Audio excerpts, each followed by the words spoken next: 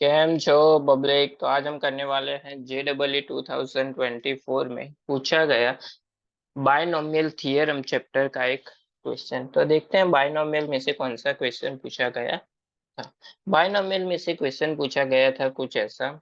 Late m and n be the coefficient of seventh term and 13th term of the respect in the expression of, यानी कि एक equation हमको यहाँ पे दिया हुआ है, उसकी सेवंथ टर्म क्या है m है एंड 13th टर्म क्या है n है। इक्वेशन है हमारे पास 1/3 x⁻⁻³ plus 1/2 into x⁻²/3 whole raise to 18। Then यहाँ पे हमको n/m होल रेज टू 1/3 क्या होगा इन चारों में से वो फाइंड आउट यहाँ पे करना। तो कैसे करेंगे हम? सबसे पहले तो यहाँ पे हमको सेवंथ टर्म क्या दी हुई है m। तो यहाँ पे हम लोग लिख लेते हैं सेवंथ टर्म हमको दी गई है m एंड 13th टर्म हमको दी गई है n। हमारे पास टर्म का इक्वेशन हमको पता है t r+1 is equal to NCR x raise to n-r and y raise to r। चलिए, तो यहाँ पे सबसे पहले तो सभी की वैल्यू पता होनी यहाँ पे जरूरी है। तो ये हो जाएगा अपना x और ये हो जाएगा y। n क्या हो जाएगा 18। हमको यहाँ पे फाइंड आउट करनी है सेवंथ टर्म, यानी कि r की जगह पे क्या वैल्यू रखनी पड़ेगी t 6+1, यानी कि r क्या हो गया 7। चलिए, n क्या है 18, यानी कि 18c6।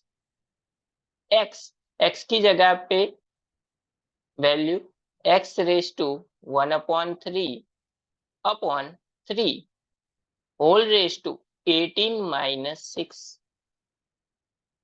यहाँ पे क्या आ जाएगा 1/2 x⁻²/3 whole raise to r मतलब 6।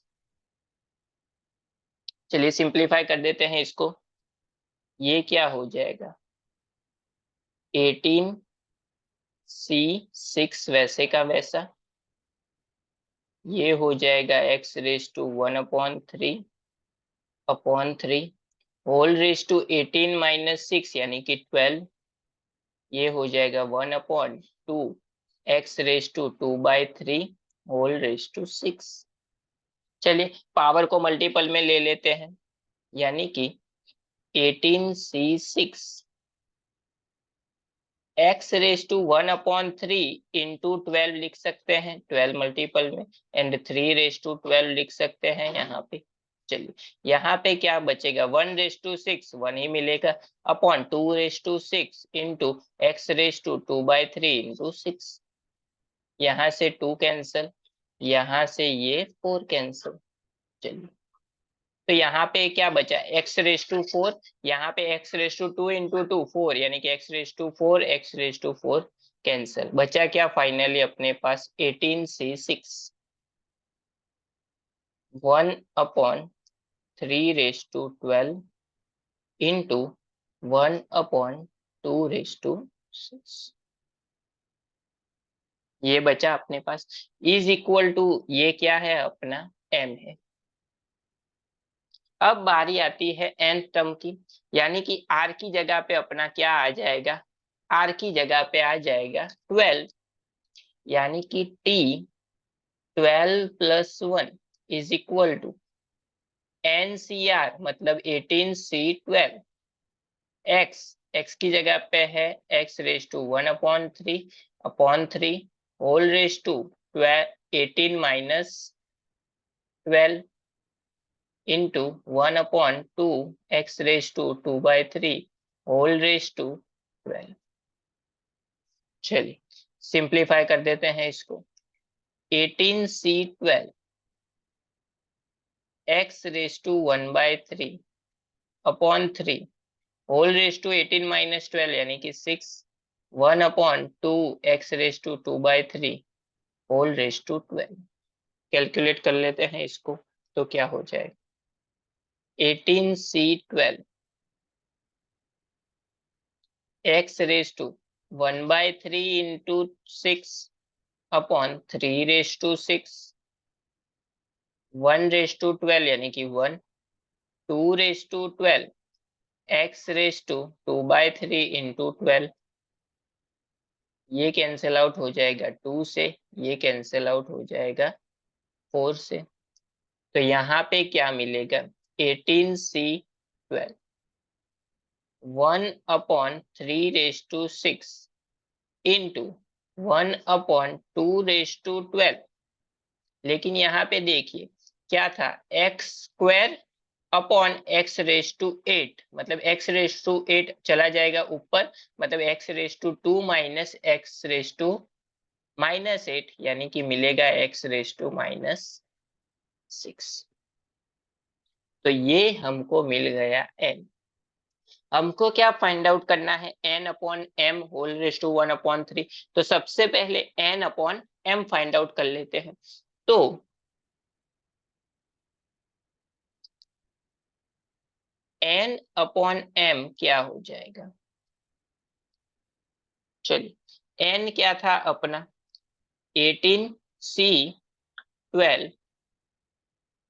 यहाँ पे देखिए 18C12 1/3 रेज टू 6 है, मतलब 3 रेज टू -6 लिख सकते हैं अपन लोग।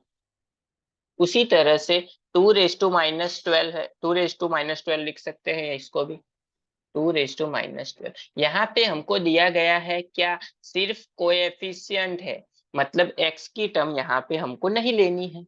चलिए